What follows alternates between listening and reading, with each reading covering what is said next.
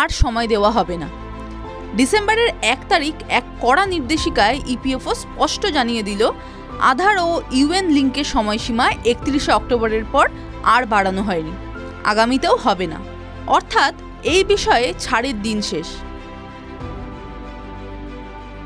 2021 সালের 1 জুন থেকে এই নিয়ম চালু হলেও উত্তর পূর্ব ভারত এবং বেশ কিছু বিশেষ ক্ষেত্রে ছাড় দেওয়া হয়েছিল, যেমন চা, পাট, বিড়ি বা নির্মাণ শিল্পে যুক্তদের জন্য বিশেষ ছাড় ছিল।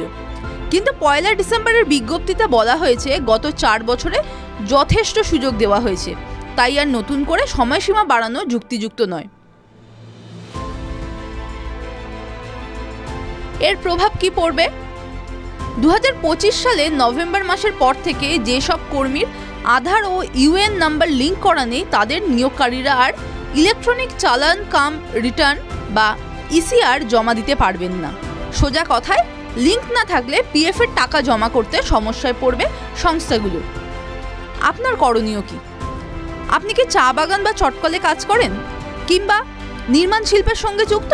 তাহলে অবিলম্বে নিজের পিএফ স্ট্যাটাস চেক করুন। আপনার ইউএএন এর সঙ্গে আধার লিঙ্ক করা আছে কিনা নিশ্চিত হন।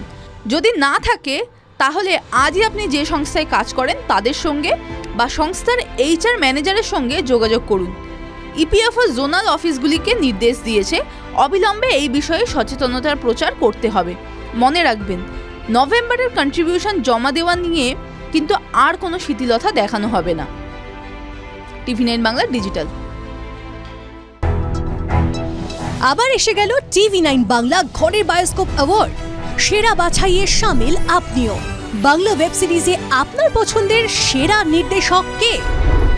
Joydeep Mukhopadhyay, Puropuri Eken. Arnab Ringo Banerjee, milkshake murders. Shagnik Chatterjee, lady Chatterjee. Aditi Roy, Nashtoneer 2। tv9bangla.com/ঘরের বায়োস্কোপ সাইটে গিয়ে ভোট দিন আপনার পছন্দের সেরা নির্দেশককে। TV9 বাংলা ঘরের বায়োস্কোপ অ্যাওয়ার্ডস আসছে TV9 বাংলায়।